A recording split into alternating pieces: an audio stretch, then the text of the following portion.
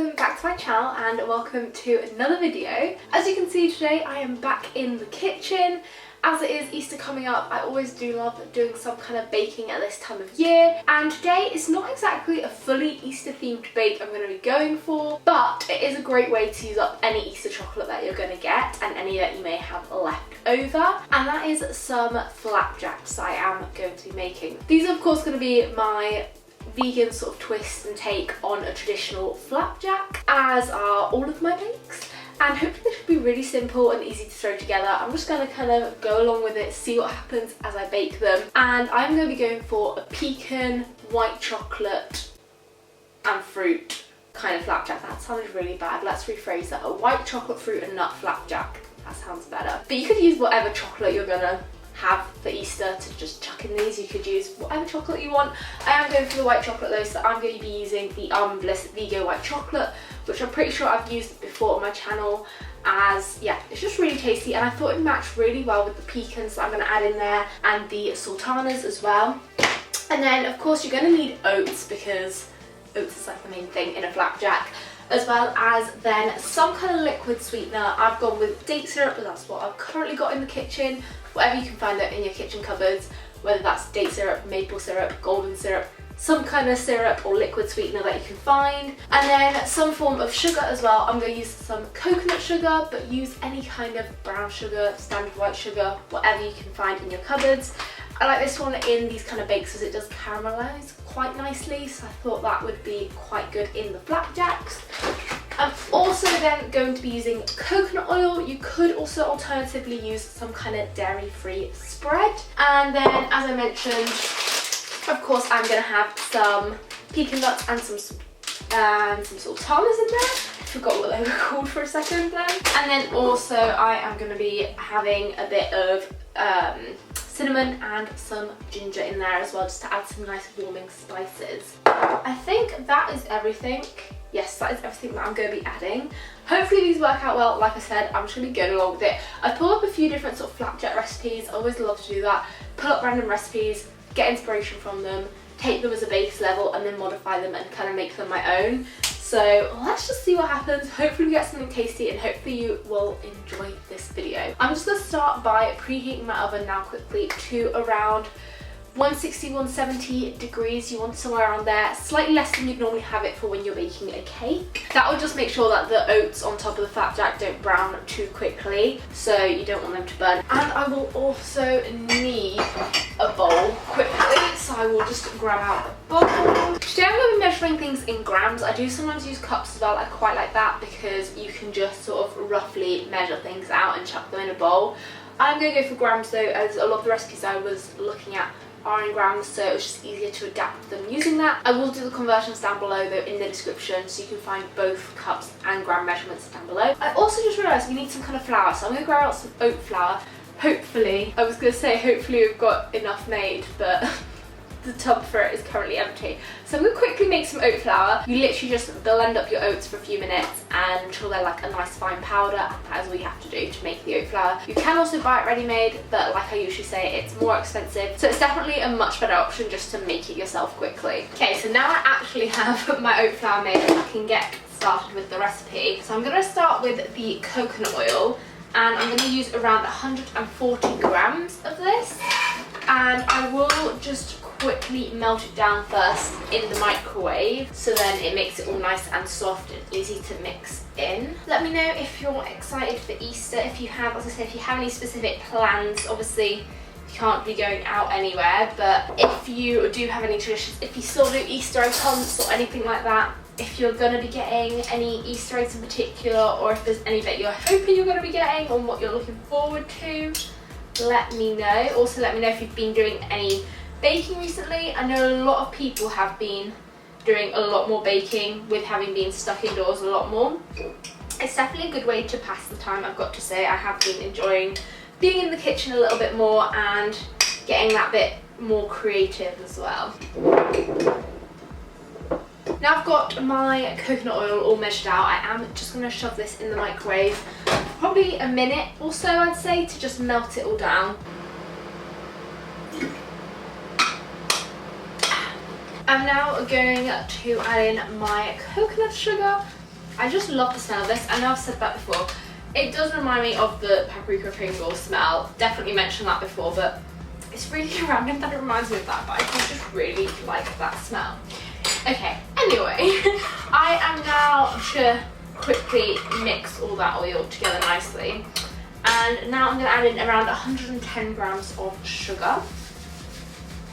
And I'm also just going to add in a tablespoon of my syrup. Now, I am just going to mix this all together so that the sugar sort of melts down into the coconut oil and we get this nice kind of brown sugary toffee kind of paste forming. I don't know how well you will be able to see that. I don't want to tip it out the bowl though.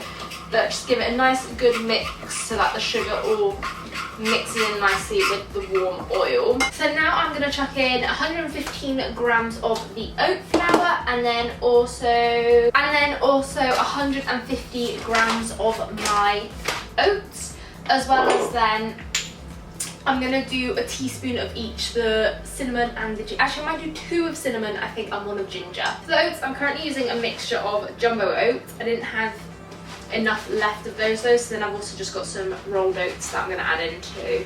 And then let's go in with our spices. This spoon does not fit in there. I'm going to have to find a smaller teaspoon. I think we have some that are a little bit smaller. Well, this one fits. That's an annoying one. Oh, love the smell of cinnamon. It's even better actually when it is in the oven baking. It's going to smell so good, hopefully anyway. I'm going to mix all of those now in to combine it with the sugar and the oil. That's all come together quite nicely. So I'm now going to chuck in, I'm going to do about 80 grams I think of sultanas. I might end up adding more, but for now that is what I'm going to go for. You could add in any kind of dried fruit. Of course, if you don't have sultanas, you could go for raisins or things like dried apricots, dates. They would all work really nicely in here as well. Just make use of whatever you've got in the cupboards right now. I think that this time, right now that we're going through, it's a good time to just root out all those random ingredients that you've not got around to using and see what you can make with them. Definitely a great way to use up any food that you've got lurking in your cupboards. That's looking like a good amount of sultanas actually, so I probably will just do the 80 grams. And then pecan nuts, I think I'm going to do about 50 grams, but I am just going to break them up as well into small pieces. So, sorry, the cupboard's in the way there. I'm just going to measure them out into a small bowl first and then break them up with my fingers. Again, with the nuts, you could use whatever you've got. You could add in things like almonds, walnuts, whatever you can find, whatever you may have in the house already. I will now just break them up roughly with my fingers. You could also use a knife to roughly chop them. That would actually probably be quicker, wouldn't it, if I chucked them on a chopping board and just chop them all at once with a knife. It would probably be there much faster, but you know what, this is the tactic I am going for today. So could be here a little while. I might resort to the chopping technique instead. Well, I feel like I'm getting faster. I'm picking up a good technique here. Oh no, that bit didn't quite break. 1 hour later. 2 hours later. 3 hours later. Definitely would recommend using a chopping board and a knife. Eventually. There we go, that will do for that. And then of course, lastly, we have got our chocolate to add in. So again, I will be randomly breaking this up into little pieces. I might actually go and get a chopping board and a knife for this one, just to make it quicker and easier. Yeah, I feel like this is going to be harder to break up than the pecan nuts, and already that one took a little while for me to do. So let me just grab a chopping board. Also, this white chocolate's the one with the little almond pieces in it, which will work hopefully really nice with these kind of fruity, nutty flapjacks that I'm making. I just thought of that as well. That was not intentional. I just saw the nice white chocolate and thought that would work well, but actually, yeah, with the almonds in there too, it adds another nut into the mixture. This is definitely a much faster tactic, and I would highly recommend. You can cut the pieces as smallly? Is that a word? Smallly? I don't know. But you can make them as big or small as you like. I'm going for quite little chunks here so that we get quite a few dispersed, but if you just want fewer large chunks, you could also go for that. Oh, in terms of measurement, this bar is 50 grams, so whatever chocolate you're using, put about 50 grams in there, a little bit more, a little bit less, whatever you've got to use. And in that goes. And Now last thing to do is to combine all of those things together. There's nothing worse than when you get something and all the chocolate is clumped in one end of the cookie or whatever it is that you're making. So make sure you do give it all a good, nice big mix. Hopefully that'll be all mixed enough. I am now just going to grab out this little rectangular tray. You can use a square tin, a rectangular one, whatever you've got. This is the only one that we can have. So I'm just going to line this with baking paper and then chuck in the flapjack mixture. I am currently loving this baking paper. That's when you know you've reached a new point of isolation, is when you found a favourite baking paper.